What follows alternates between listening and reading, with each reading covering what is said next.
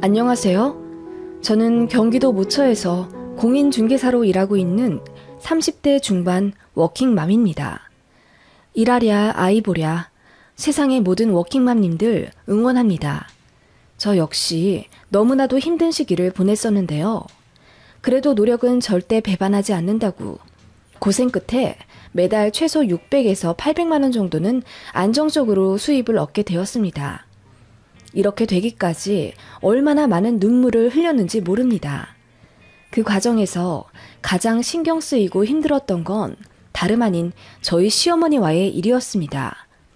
저는 현재 시어머니와 연락하지 않고 지내고 있습니다. 소위 연을 끊었다고 봐야 할 것 같네요. 앞으로도 얼굴 볼 일 없고 남편이 저에게 시어머니와 화해하길 요구하면 바로 이혼할 생각입니다.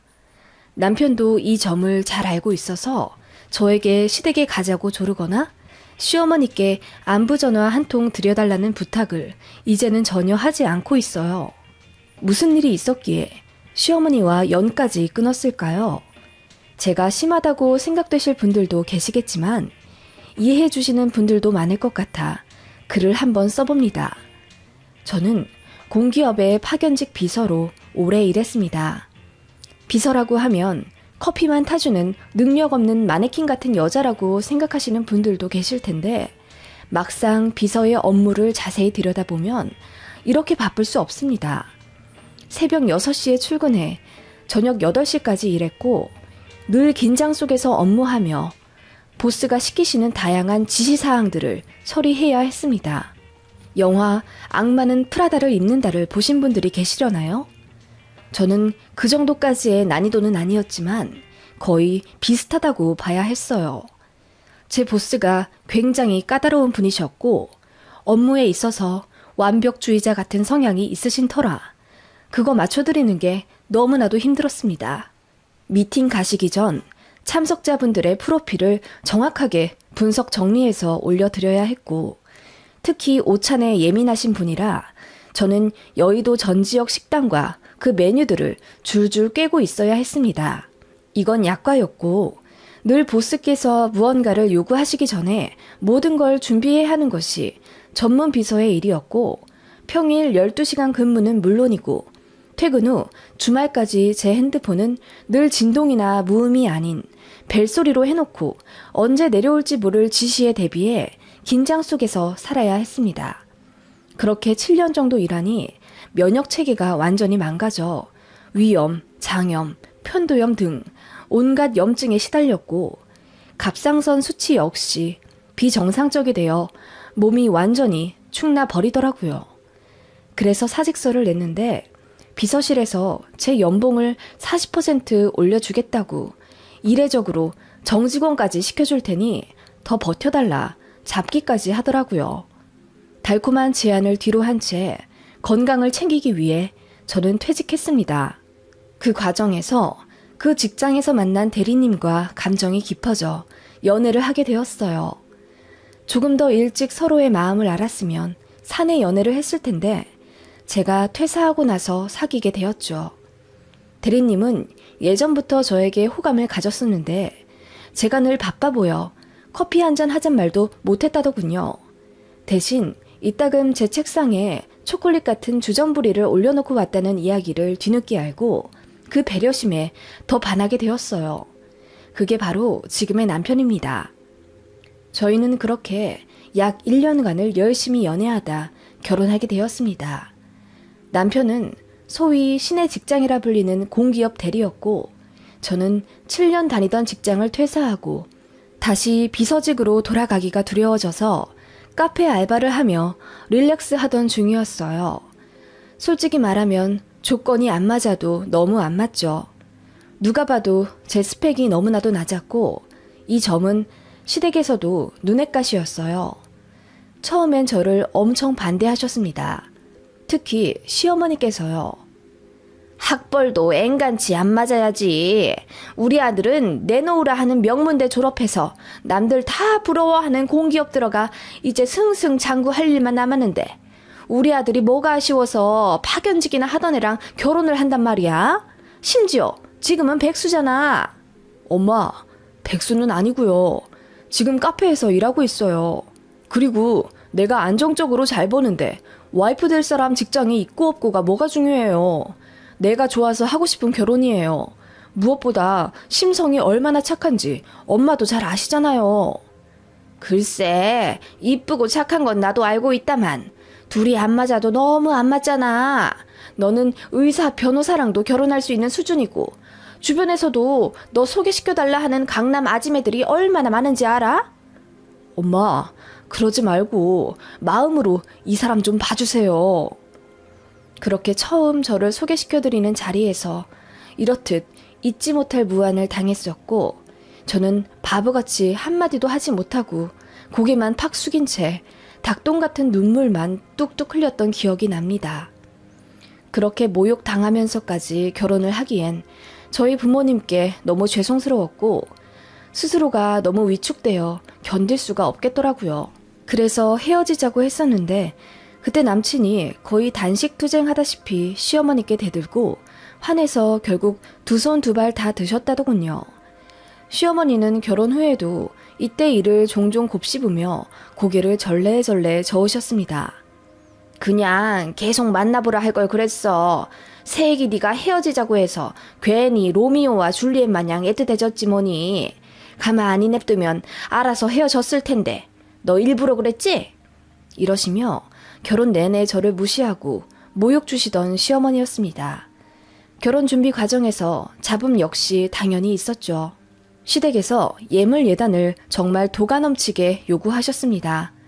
시어머니, 시누이, 시할머니까지 전부 입을 수 있게 밍크코트 3벌을 최고급으로 해오라 하시질 않나.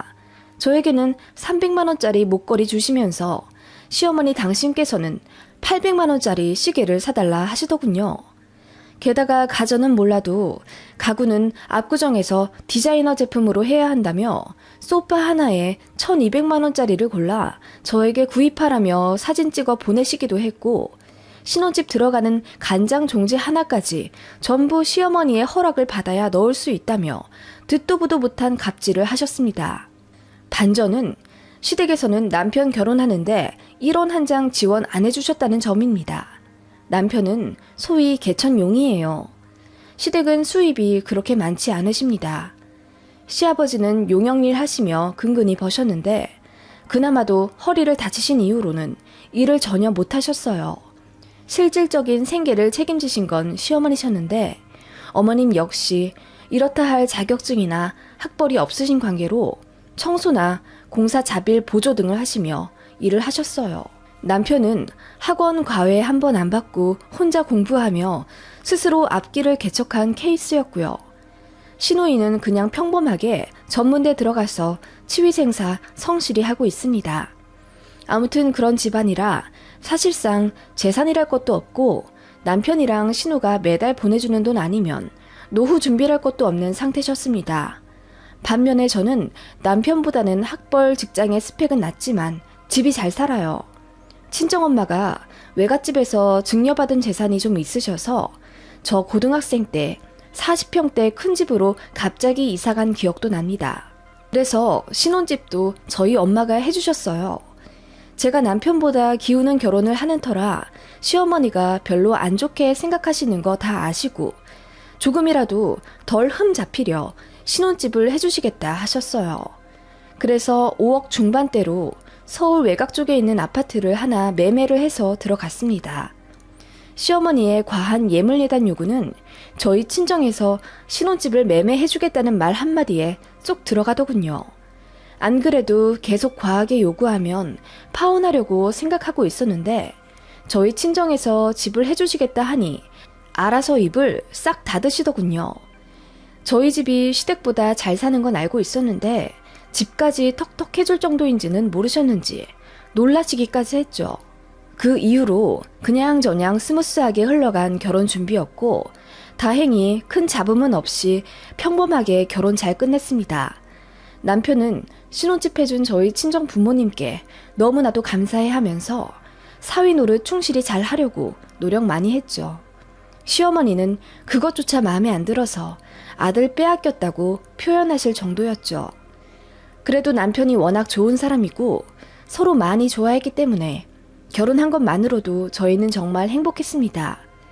둘만의 미래를 그리며 신혼생활을 잘 하고 있었어요. 남편은 제가 전업주부 하기를 강력하게 권유했습니다. 또 직장생활 하면 전처럼 몸 안 좋아질까봐 걱정돼. 무슨 부귀영화를 누리겠다고 당신까지 나서서 일을 하려고 해. 내가 버는 걸로도 충분하잖아. 혹시 부족하다면 그래도 아껴가면서 잘 살자. 여보 월급이 부족하긴 뭐가 부족해. 오히려 차고 넘치면 넘쳤지. 그게 아니라 나도 내 일을 좀 하고 싶어서 그래.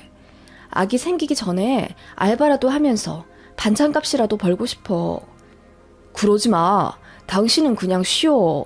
그리고 전 그렇게 일을 하고 싶으면 아기 다 키워서 초등학교라도 들어간 후에 해도 늦지 않아.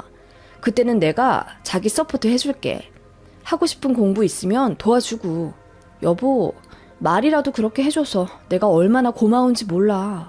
그렇게 남편은 제가 전업하는 걸 두 팔 벌려 환영하고 또 만족했습니다. 집에 들어오면 제가 차려준 저녁 식사 냄새가 황홀할 지경이래요. 그동안은 단 한 번도 느껴보지 못했던, 그리도 간절히 원했던 따뜻한 가정의 모습이라며 본인 어릴 적 너무 바빠 건조하기까지 했던 시부모님 때문에 결핍되었던 어떤 부분들까지도 치유받는 듯 했습니다. 그런 남편을 보니 저도 굳이 일을 해야 하나 싶었죠. 그런데 저희 시어머니는 제가 집에서 논다고 생각하시며 편한 꼴을 절대로 못 보셨습니다. 남편을 아침 먹여 출근시키고 나면 오전 8시 정도입니다. 그때 저는 집안을 환기하고 청소하기 시작해요. 그러면 어김없이 시어머니의 전화가 옵니다. 우리 아들 오늘 아침은 뭐 해 먹였니? 아, 네. 시래기 된장국에 애호박전이랑 고기도 하나 안 해 먹여 보냈단 말이야? 아니요. 남편이 아침엔 고기 먹으면 속이 더부룩하다고 해서요. 그래도 네가 잘게 썰어서라도 단백질을 먹여 보내야지. 가게 책임지는 가장한테 아침 식탁부터 풀밭이 웬 말이야. 어머님, 남편이 다 원해서. 시끄럽고 너는 월초마다 식단 계획부 짜서 나한테 검사를 맡아라. 우리 아들 뭐 해먹이고 사는지 나도 좀 알아야겠으니까. 어머님, 그렇게 시어머니는 저에게 아침 저녁에 남편에게 먹일 음식을 검사해야겠다며 식단 계획표를 짜서 월 초에 보내길 요구하셨습니다. 그 일은 남편이 알게 되어 노발대발 화내어 없던 일이 되었지만 어머님은 앙심을 품게 된 계기가 되셨던 것 같아요.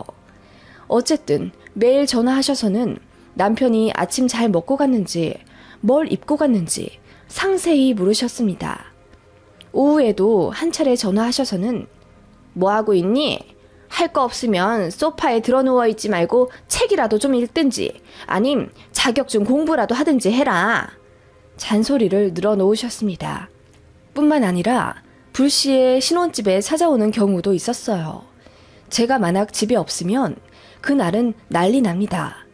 남편 직장 보내고 저 혼자 룰루랄라 놀러 나갔다며 팔자 좋은 여편네라며 그렇게 고래고래 소리를 지르십니다. 저는 정작 장 보러 마트에 간 거였는데요. 저는 결혼하고 나서 한 반년간은 친구도 만나지 못했어요. 어머님이 하도 간섭하고 도끼 눈을 뜨며 감시하셔서요. 그런 시어머니의 모습에 저는 너무 지쳐갔고 남편도 사실 다 알게 되고 나서 시댁을 뒤집어 엎었습니다. 아니나 다를까 제가 시어머니 스트레스 때문에 원형 탈모까지 오고 위경련이 심해져 응급실까지 몇 번 갔었거든요. 시어머니는 제가 원형 탈모 걸린 것도 본인 스트레스 때문이 아니라 유전이라며 저를 문제 있는 집안 핏줄이라 하시며 장차 태어날 손주가 물려받기라도 하면 가만 안 두겠다시며 으름장을 놓으시더군요. 그냥 말이 안 통하는 분이었어요. 그렇다고 해서 연락을 안 하거나 얼굴을 안 보고 살 수는 없었습니다. 남편은 제 앞에선 제 편이긴 했지만 또 은근히 본인 어머니를 딱하게 생각하며 연민을 가지고 있는 장남이었거든요. 아프신 아버지를 대신해 가장 노릇을 했던 어머니가 이렇게 우악스럽게 변한 건 다 사정이 있어서라고 생각해서인지 본인 어머니가 상식 없이 나올 때는 저에게 너무나 미안해 하면서도 한편으론 제가 이해해주길 바라는 사람이었어요. 그걸 이해 못한 건 아니었죠. 그리고 남편은 어쨌든 가정 내에서는 최고의 남편이었으니 시어머니 일 제외하고는 그래도 나름 행복한 결혼이라고 생각했습니다. 문제는 아이를 낳고 나서였죠. 첫 아이를 임신하고 그 아이가 아들이라는 이야기를 듣자 시어머니는 뛸 듯이 기뻐하시며 너무나도 행복해 하시더라고요. 장남의 장손주이고 남아 선호 사상이 심한 지역 토박이이신 터라 얼마나 아들 손자가 간절하셨겠어요. 어머님은 제가 아들을 품었다는 말에 태도가 180도 변해선 저에게 엄청 잘 해주시더라고요. 그 모습에 기쁘기는커녕 기분이 이상했습니다. 아들이 뭐라고 그런 생각이 들더군요. 그렇게 태어난 제 아들은 당연히 어머님의 삶 최고의 관심사가 되었어요. 제가 산후조리원에 있는 그 3주도 못 견뎌 하시고 빨리 집에 오라고 퇴근하시더군요. 당신께서 산후조리 해줄 테니 당장 손자 데리고 나오라고 얼마나 난리를 치시던지 저희 친정엄마랑 조리원에서 약간 다투시기도 했어요. 아니, 손자 애달아 하시는 건 알겠는데요. 제 딸 몸조리는 제대로 해야 하지 않겠습니까, 사부인? 그러니까 내가 해주겠다고요. 우리 손자가 저기 불편하게 누워있는데 사부인은 마음이 아프지도 않으세요? 불편하다뇨. 저 간호사분들 다 신생아 전문가예요. 저희보다 잘 볼 텐데요. 그리고 사부인은 정말 손자 생각만 하시는군요. 우리 딸은 아직도 회복이 덜 됐는데 어찌 그러시나요? 그러니까 몸이라도 건강했으면 좋았잖아요. 몸이 원체 약해선 조금이라도 무리하면 병이 생긴다니 그건 며느리가 잘못한 거죠. 뭐라고요? 그렇게 친정엄마와 시어머니는 산후조리원에서 옥신각신 얼굴을 붉히는 일도 있었습니다.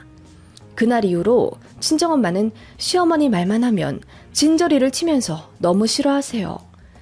아무튼 그렇게 시어머니의 총애를 받은 제 아들이었고 역시나 아들 태어나고 나서 엄청 간섭하시더라고요.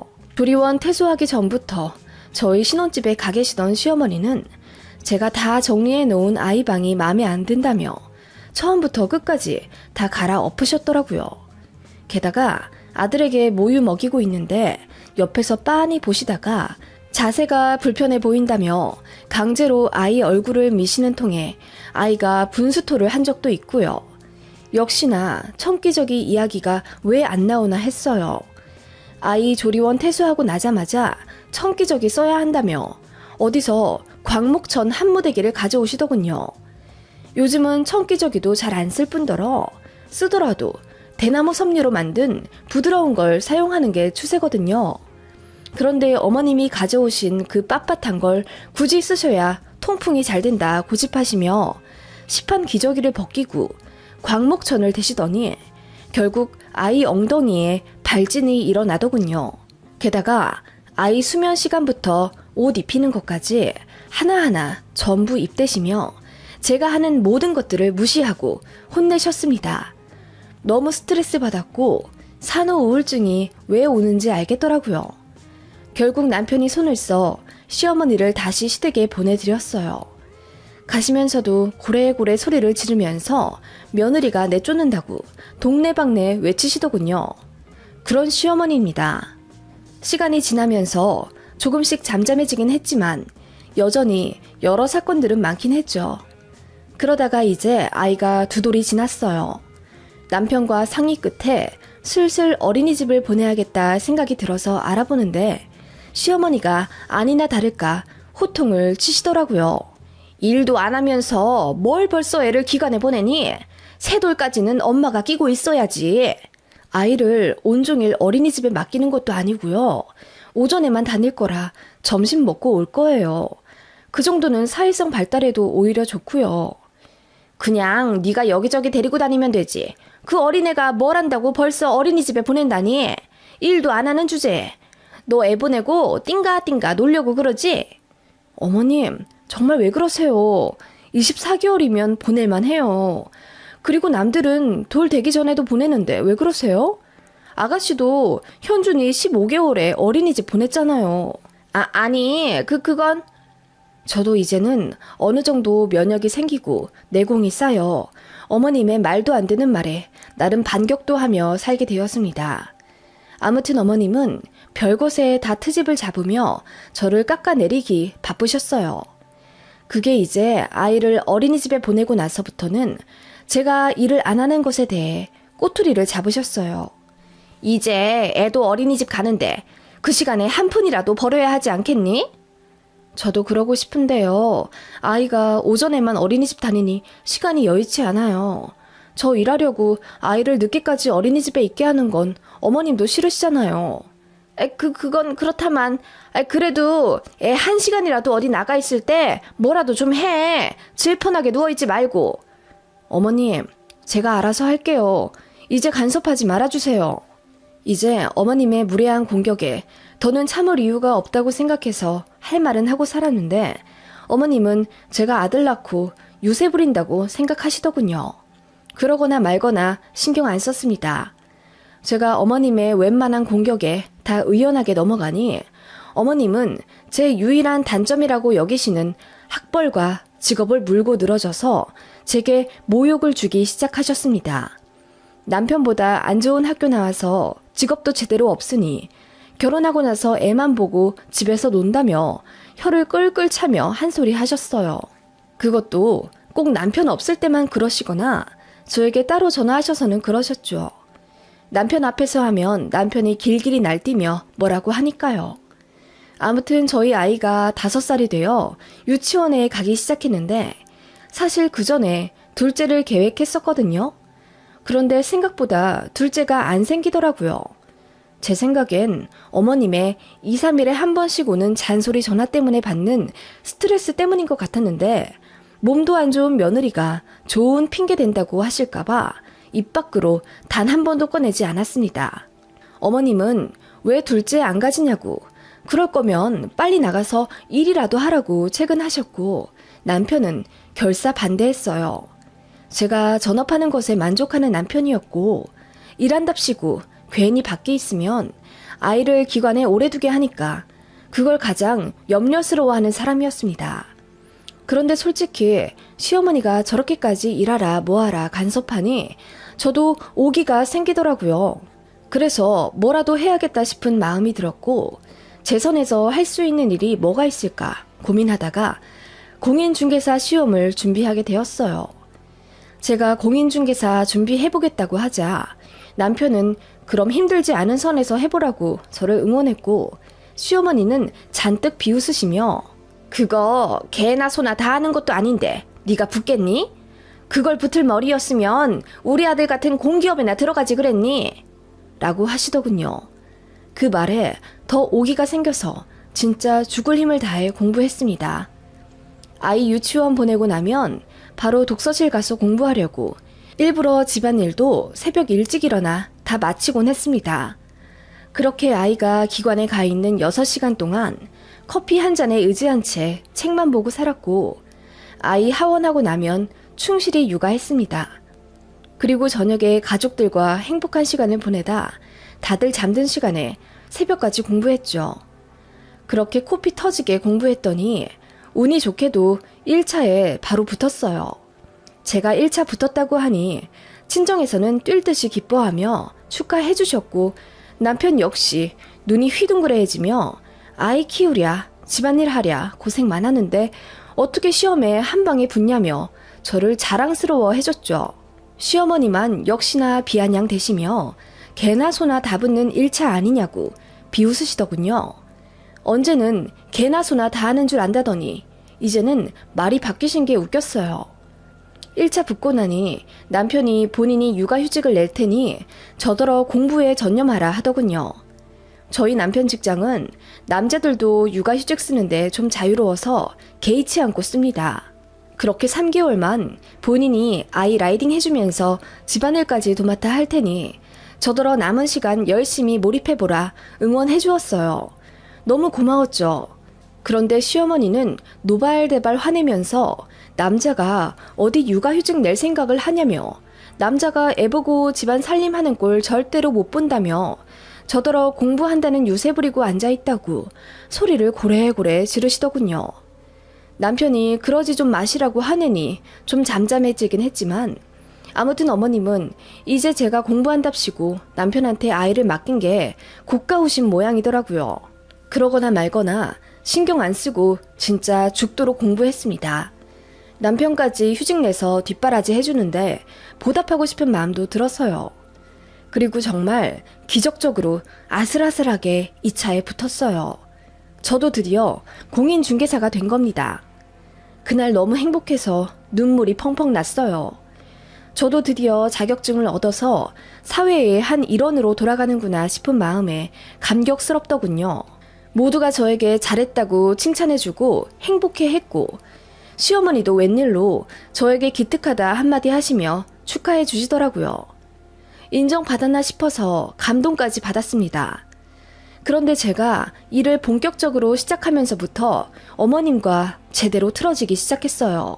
아이가 6살이 되고 나서 저는 어느 신도시 끄트머리 중개사무소에 입사하게 되었습니다. 집이랑 꽤 멀어서 출퇴근 거리는 왕복 2시간 꼬박 운전해야 하는 거리였지만 진짜 최선을 다해서 일했습니다. 모르는 게 많아서 그냥 수첩을 제 몸처럼 지니며 모든 걸 흡수하려 했고 다행히 제가 이전에 7년 동안 너무나도 힘들게 비서직을 했던 경험 때문인지 고객 응대에 수월했어요. 포기할까도 생각했던 것만큼 많이 힘들긴 했지만 그렇게 딱 반년 버티니 수입이 안정적으로 잡히기 시작했습니다. 이례적으로 저 같은 생신입을 믿고 계약해주시는 분들이 많아졌고 저를 고용한 사무실에서도 저에게 자리를 많이 내어주셨어요. 덕분에 저는 어느새 월 800만 원도 찍게 되었어요. 제 통장을 봐도 믿기지가 않더라고요. 저를 믿고 뒷바라지 해준 제 남편에게 가장 먼저 고마웠고 엄마 일하느라 덩달아 고생하는 우리 아들한테도 많이 미안했습니다. 어떻게 보니 남편보다 더 많이 벌게 된 저는 고마운 마음을 담아 남편 차를 바꿔줬고 남편도 저를 업어주다시피 하며 고마워했어요. 그리고 처음에는 제가 전업하길 바랬던 남편도 자연스레 가사 분담을 반반씩 하더라고요. 제가 늦게 오는 날엔 알아서 저녁까지 싹 차리고 제가 씻고 나오면 설거지까지 어느새 싹 해놓을 정도로 살림을 깔끔하게 잘 하더라고요.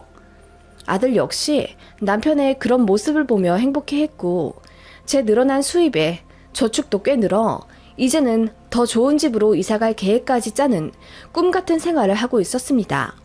그런 저희의 평화로움을 깬 건 역시나 시어머니였습니다. 제가 일하면서 남편이 집안일 하는 것에 너무나도 불만이었던 시어머니는 제 사무실까지 전화를 걸어 빨리 퇴근해서 남편 밥 차려줘야 하지 않겠냐는 선 넘은 간섭을 하기 시작하셨어요.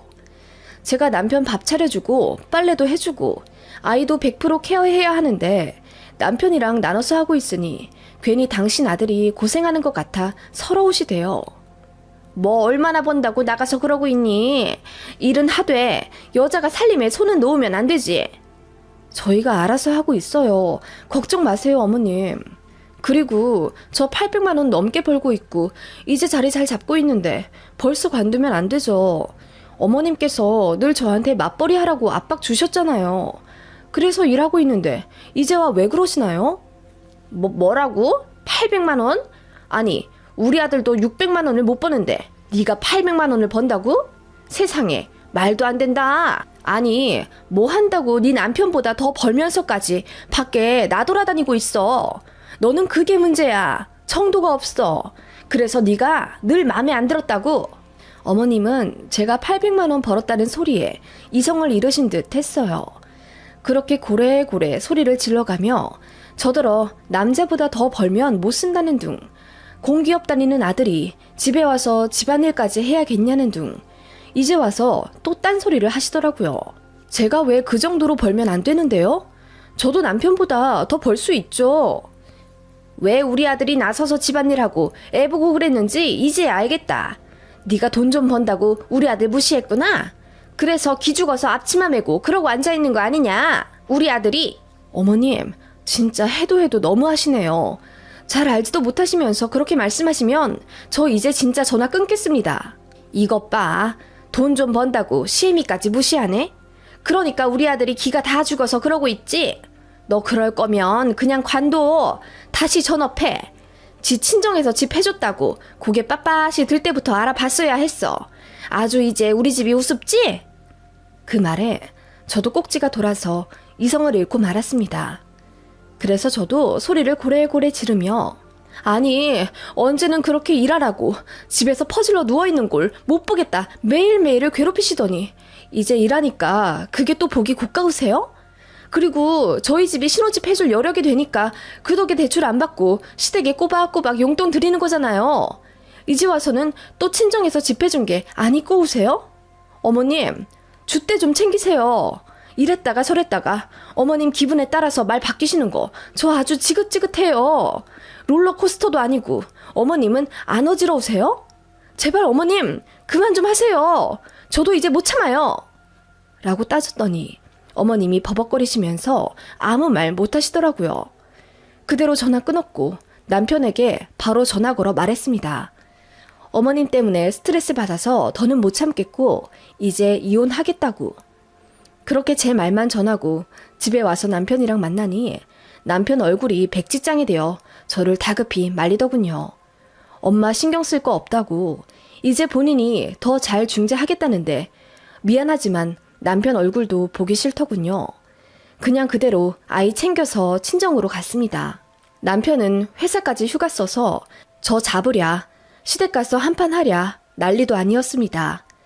그러다가 아이가 아빠 보고 싶다는 한마디에 저는 눈물을 흘리며 다시 집으로 돌아갔고 다만 남편과 한 가지 약속을 했습니다.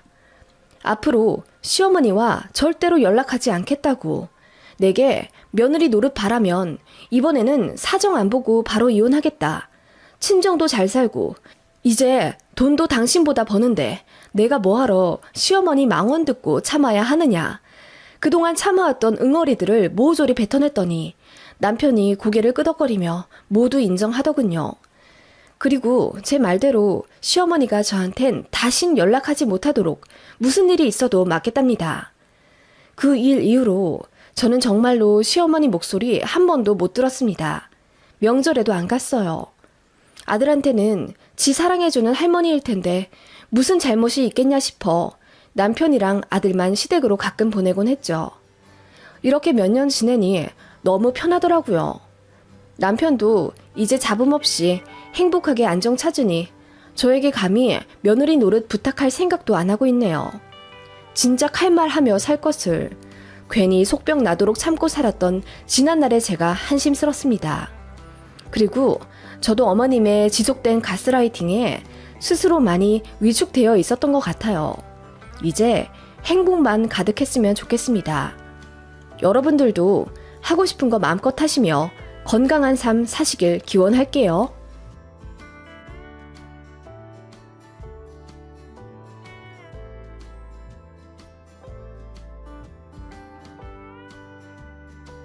안녕하세요. 저는 몇 달 전 파혼한 20대 후반 공무원 직장인 여성입니다. 3년 사귄 남자와 죽고 못 살 정도로 뜨겁게 연애한 지난날이 이렇게 허무하게 모래성처럼 무너질 줄은 몰랐습니다. 놀랍도록 이상한 예비 시모와 그 신우 때문에 파혼하긴 했지만 결과적으로 그런 신기루 같은 집안에 속아서 넘어갈 뻔했던 게 아찔할 정도입니다. 그래서 빨리 파혼한 게 다행이라고 생각하고요. 그렇게 생각하니 마음도 차분해지고 정리가 잘 되더라고요. 이혼보단 파혼이 낫다는 주변 사람들의 위로를 들었지만 솔직히 파혼하면서 이해 못할 일들이 많았기에 여기 사연 게시판에다가도 한번 써봅니다. 전 예비신랑, 편의상 이 글에선 남친이라고 호칭하겠습니다. 남친이랑 저는 대학 때 알게 된 사이였다가 연인으로 발전해 3년 사귀게 되었어요. 남친네 쪽은 학군 지역에서 중고등학생 대상으로 하는 학원을 운영하고 있었고 남친은 늘 그 학원을 물려받을 생각을 하고 있었습니다. 그래서 졸업하고 아예 학원 행정실에서 팀장급으로 근무 중이었어요. 대학 다닐 때부터 복수 전공으로 교육학까지 들으며 앞날을 준비해왔던 사람입니다. 저희 집은 대대로 공무원 집안이고 저 역시 2년 준비 끝에 바로 시험에 합격해서 서울 지역에서 근무하고 있었습니다. 남친은 늘 자기네 집이 돈이 많다고 자랑했어요. 학원 역시 10년 안에 본인이 물려받을 것이며 경영권을 손에 얻으면 그 즉시 온라인 사업으로 확장해서 학원을 크게 늘려갈 것이라는 담대한 포부를 가지고 있더라고요. 그런 남친의 모습에 존경스럽기도 하더라고요. 남친이랑 남친의 집안 쪽에서도 저희 연애가 3년 다 되어가니 자연스럽게 결혼할 것이라고 생각하고 있었습니다. 그렇게 물 흐르듯 양가에서 허락받고 준비하게 되었고 그 흔한 싸움 같은 것도 없이 너무나도 자연스럽게 미래를 함께 그리게 되었습니다. 그래서 천생연분이라고 생각했죠. 다들 그러더라고요. 결혼은 억지로 하려 해도 안 맞는 사람이랑은 진도가 안 나가고 인연이랑은 눈 살짝 감았다 뜨면 식장 버진로드를 걷고 있을 거라는 주변 사람들의 말에 저희는 정말 서로가 하늘이 맺어준 인연이라고 생각했어요. 저 역시 저에게 너무나도 잘해주는 남친을 결혼 상대로 늘 생각했었고 그런 남친 부모님에게도 잘하고 싶은 마음이 들었습니다. 결혼 전 서로의 집에 가서 인사할 때도 저는 직접 만든 앙금 케이크와 한우, 그리고 어머님 좋아하실 노란 후리지아까지 한아름 사서 방문했어요. 예비 시모가 정말 좋아하시더라고요.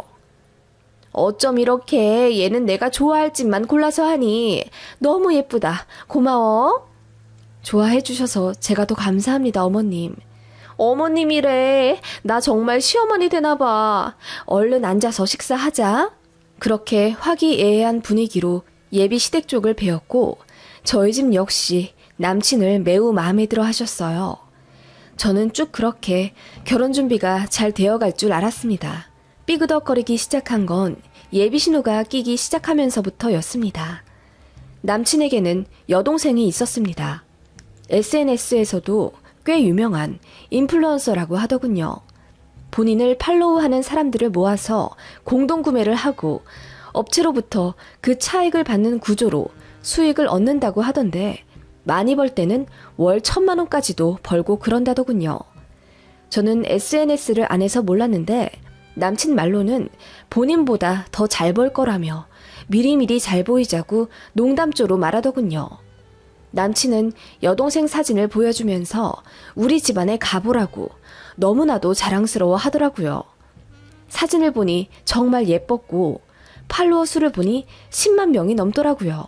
아무튼 그런 예비 신우와 식사 자리를 갖게 되었습니다. 남친하고 셋이서요. 처음 인사했던 그 황당했던 순간이 지금도 생각납니다.